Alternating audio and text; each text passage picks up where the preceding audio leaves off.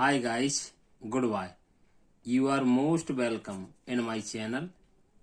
Students, आज हम पढ़ेंगे प्रोनाउन यानी सर्वनाम। पहले इसकी डेफिनेशन देखेंगे, परिभाषा।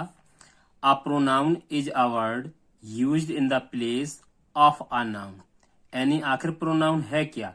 नाउन के स्थान पर प्रयुक्त होने वाले शब्दों को प्रोनाउन कहते हैं। प्रोनाउन यानी प्रो प्लस नाउन का अर्थ है फॉर अ नाउन। प्रोनाउन के प्रयोग का मुख्य उद्देश्य नाउन के बार बार दोहराने से बचना है। इसके प्रयोग से भाषा सुंदर बन जाती है। जैसे Suresh told me that Suresh had lost Suresh pen. अब इस सेंटेंस में देखेंगे, देखिए हमने सुरेश का प्रयोग 3 जगह किया है।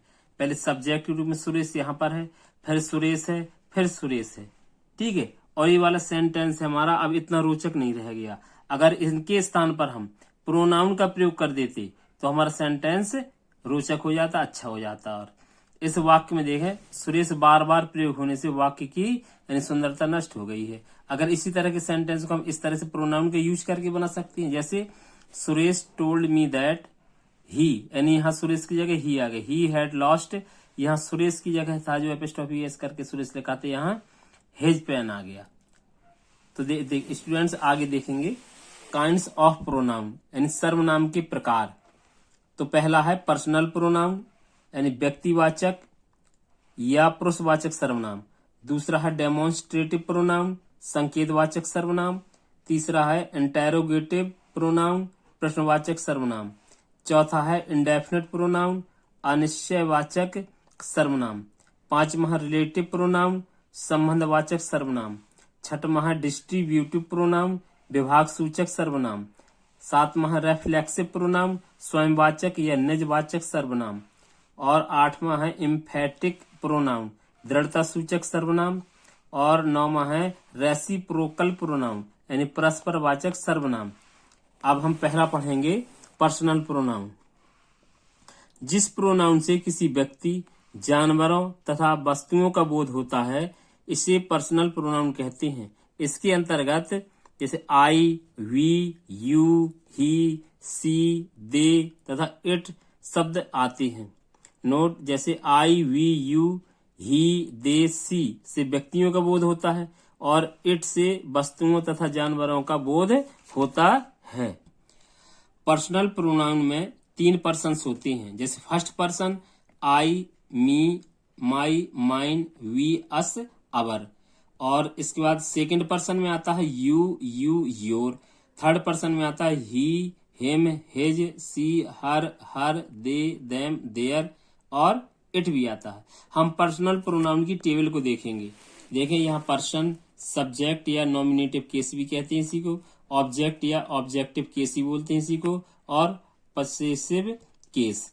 देखें, फर्स्ट पर्सन में हमारे जो आते हैं आई और वी आता है। इसी तरह चलेंगे आई, मी, माई या माइन, वी, अस, अवर। और सेकंड पर्सन में आता है यू, योर और योर्स भी होता है। Third person he, him, his, she, her, they, them, their, its. Note पढ़ें स्टूडेंट्स इसको। यदि एक वाक्य में भिन्न भिन्न पर्सन्स के प्रोनाउन एक ही वर्ब के साथ प्रयुक्त होते हैं तो उनको लिखने का क्रम यानी 231, यानी पहले आएगा आपका क्या, सेकंड पर्सन, फिर थर्ड पर्सन और फिर फर्स्ट पर्सन में होता है। अर्थात उनको सबसे पहले सेकंड पर्सन में पर्सन को लिखेंगे, इसके बाद थर्ड पर्सन तथा अंत में फर्स्ट पर्सन को लिखते हैं। जैसे वह, तुम और मैं घनिष्ठ मित्र हैं, ये सेंटेंस है। इसको किस तरह से लिखेंगे, कौन सा इस प्रोनाउन पहले आएगा। देखें, जैसे इसमें हमारा नियम है 231 के अनुसार, जैसे you, he and I R fast friends, यानी पहले हमने सेकंड पर्सन यू को लिया, ठीक है, इसके बाद फिर थर्ड पर्सन ही को लिया और मैं, आई फर्स्ट पर्सन है जो अंत में जाएगा। अधिकांशतः पर्सनल प्रोनाउन के पजेसिव केस में 2 रूप हैं, जैसे my, our, your, her, their possessive adjective कहलाते हैं, क्योंकि ये वाक्य में एक एडजेक्टिव की तरह नाउन की विशेषता प्रदान करते हैं। Example, he is my friend, this is your pen. His का प्रयोग एडजेक्टिव की तरह भी होता है एवं प्रोनाउन की तरह भी होता है। दिस इज हिज पेन, ये एडजेक्टिव पजेसिव की तरह हुआ है। और जैसे अगर हम इस सेंटेंस को इस तरह बनाए कि दिस पेन इज हिज, तो ये प्रोनाउन की तरह हुआ है। निम्न वाक्य पजेसिव केस में प्रोनाउन के प्रयोग को व्यक्त करते हैं। जैसे नीचे के सेंटेंस देखेंगे, जैसे that house is ours, this pen is mine, that book is hers, these shoes are theirs. अब देखेंगे use of it. Rule number इसमें 1 देखें, जैसे इट का प्रयोग निर्जीव वस्तुओं के लिए यानी फॉर थिंग विदाउट लाइफ, उन चीजों के लिए होता है। एग्जाम्पल है, here is your pen, please take it. अब देखिए इट जो आया है वो पेन के लिए आया है। अगला रूल नंबर 2, इट का प्रयोग पशु एवं पक्षियों के लिए भी होता है, यानी it use for animals. Example, he has a cat, full stop, it is very beautiful. जो ए वाला इट हुआ सेकंड सेंटेंस में, एक कैट के लिए यूज हुआ है। रूल नंबर 3, यंग चाइल्ड के लिए इट का प्रयोग करते हैं यदि उनमें मेल या फीमेल का अंतर न करना हो, यानी पता न चले कि मेल है कि फीमेल है, तो भी हम इट का प्रयोग कर देते हैं। एग्जाम्पल, व्हेन ही सा the child comma it was playing. जैसे चाइल्ड है, क्लियर नहीं हो रहा है कि मेल है या फीमेल है, तो इसके लिए इट यूज हुआ है। इसी प्रकार रूल नंबर 4 देखें, किसी नाउन या प्रोनाउन को महत्व देने हेतु इट का प्रयोग होता है। It is you who can solve this problem. Rule number 5, एक अनिश्चितकर्ता यानी इंडेफिनिट नॉमिनेटिव के रूप में इट का प्रयोग निम्न प्रकार होता है।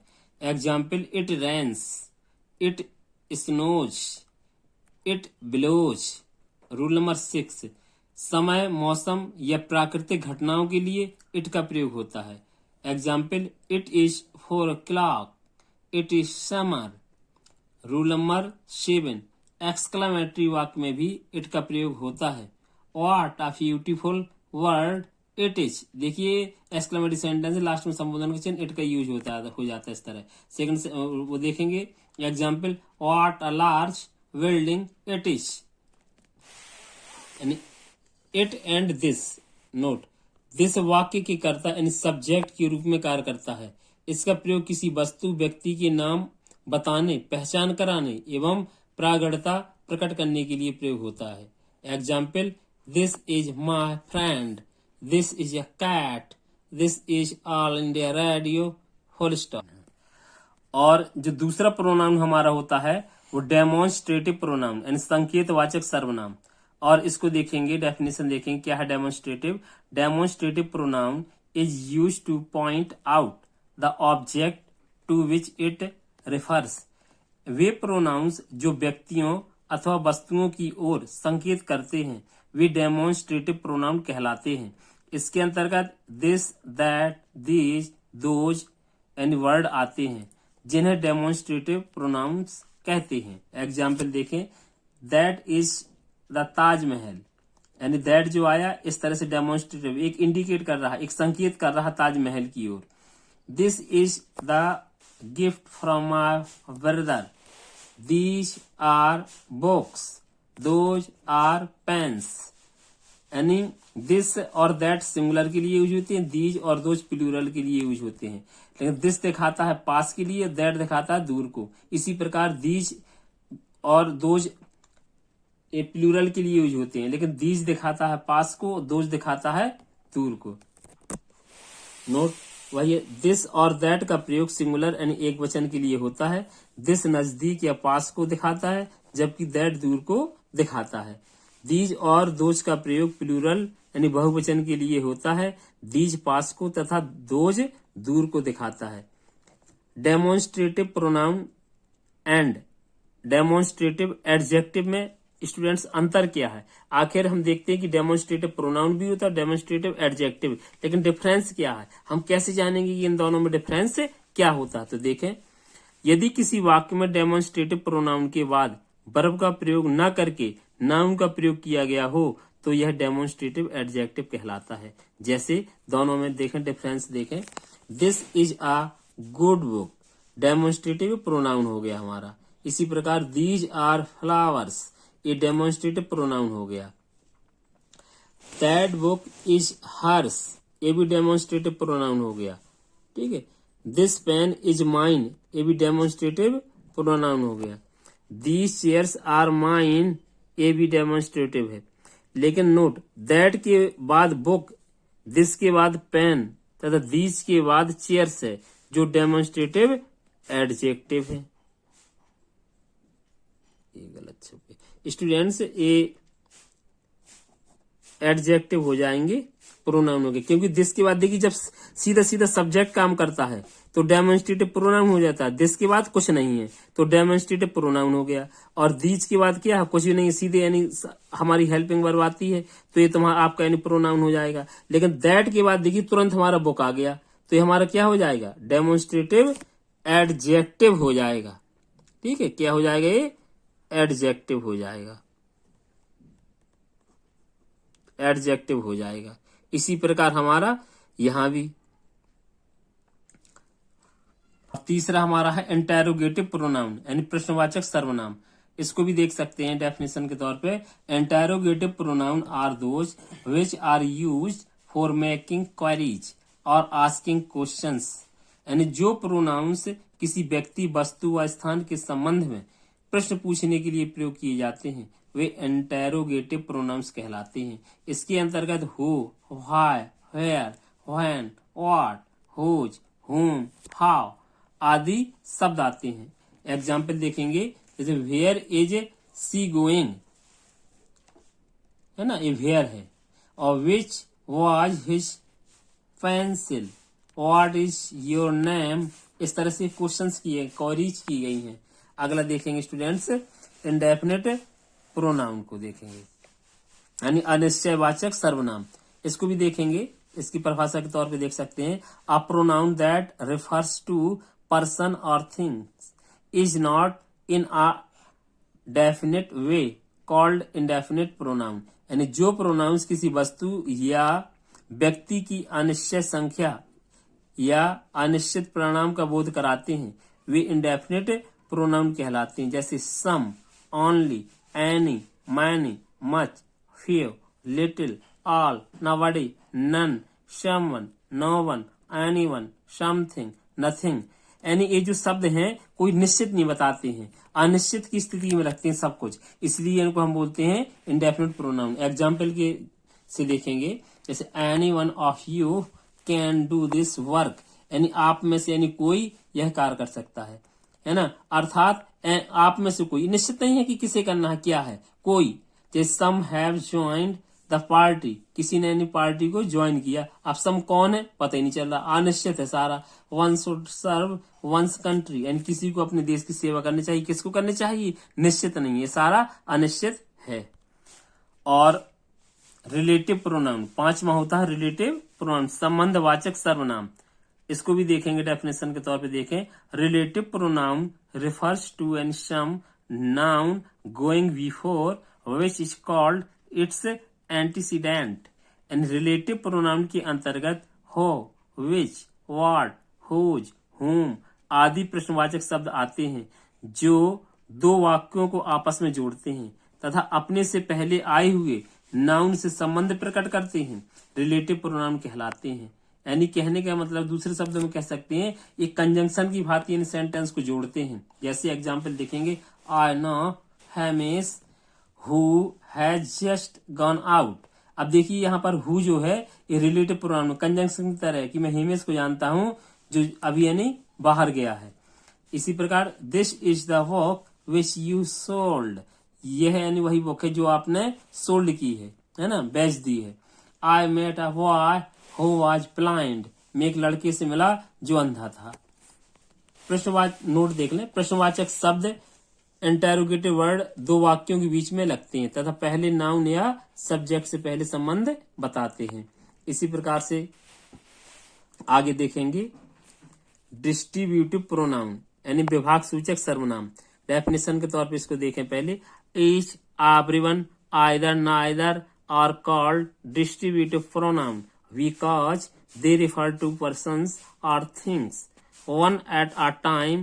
For this reason they are always singular and as such followed by the verb in the singular, and each, everyone, either and neither distributive pronounce हैं। यानी अगर इस तरह से सेंटेंस जो यूज होते हैं या शुरुआत होती है इनमें होता तो ये इन वाक्यों में पाया जाता है डिस्ट्रीब्यूटिव में। ये प्रोनाउंस एक व्यक्ति, वस्तु यानी वन एट अ टाइम को व्यक्त करते हैं, अतः ये सिंगुलर होते हैं एवं इनके साथ हमेशा सिंगुलर वर्ब का भी प्रयोग होता है। अब हम डिस्ट्रीब्यूटिव प्रोनाउन के एग्जाम्पल देखेंगे, जैसे each of the students gets a prize. अब देखिए ईच से शुरू है, स्टूडेंट्स है, ये प्लूरल हो रहा है लेकिन हमने फिर भी गेट्स लगाया, गेट नहीं लगाया, अर्थात क्योंकि सिंगुलर वर्ब इसमें यूज होती है। Either of the two will win the race, everyone of the students was happy. इसी प्रकार स्टूडेंट्स है, इसमें वर्ण नहीं लगा, वाज लगाया गया है। अगला है रेफ्लेक्सिव प्रोनाउन यानी स्वयंवाचक सर्वनाम। इसको भी देखें हम डेफिनेशन के तौर पे क्या कहेंगे, इसको बोलेंगे they are called reflexive pronouns when the action done by the subject turns back and reflects upon the subject. And reflexive pronoun वह प्रोनाउन है जो यह बताता है कि काम का प्रभाव कर्ता पर पड़ता है। My, your, him, her, it में सेल्फ जोड़ने पर तथा आवर, योर, देम में सेल्फ जोड़ने पर रेफ्लेक्सिव प्रोनाउन बनाए जाते हैं यानी स्वयंवाचक बन जाता है। जैसे देखना एग्जाम्पल इसका है, ही हर्ट्स हिमसेल्फ, है ना, उसने अपने स्वयं को क्या कर लिया, हर्ट कर लिया यानी चोट पहुंचा ली। दे रून्ड देमसेल्फ, वे स्वयं बर्बाद हो गए। देखो दे और इसके दे के साथ लगेगा देम सेल्फ ऊपर बताया गया है, जैसे ही के साथ लगेगा हिम सेल्फ, यू के साथ योर सेल्फ। इस प्रकार के जो होते हैं ये हमारे क्या है, रेफ्लेक्सिव प्रोनाउन कहलाते हैं, ये रेफ्लेक्सिव प्रोनाउन है। अगला है हमारा नेक्स्ट एम्फेटिक प्रोनाउन एंड दृढ़ता सूचक सर्वनाम।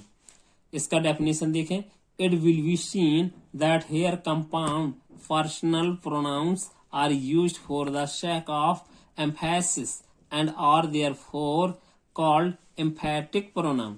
एंड जो प्रोनाउन सब्जेक्ट पर एम्फेसिस करते हैं, है ना, जोर डालते हैं, वे एम्फेटिक प्रोनाउंस कहलाते हैं।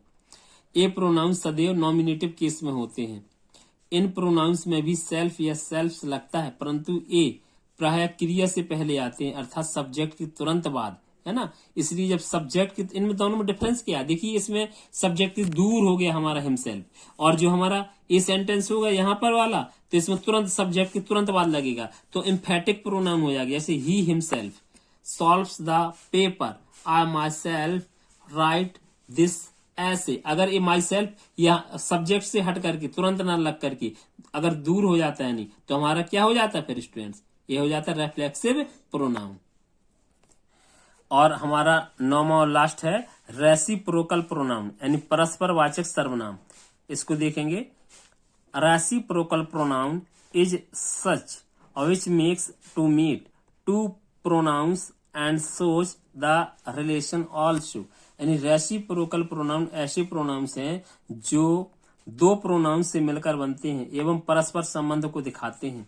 इसके अंतर्गत ईच अदर, यानी जब रेसिप्रोकल जो प्रोनाउन होता है वो कहां से यानी स्टार्ट, उसमें क्या पाया जाता है, यानी ईच अदर यानी दो के लिए, एंड वन एंड अदर दो से अधिक के लिए, ये शब्द यूज होते हैं। जहां पर ये दोनों शब्द मिले each other and one and other, तो हम जान जाएंगे हमारा ये रेसिप्रोकल प्रोनाउन है। Example, the two friends help each other.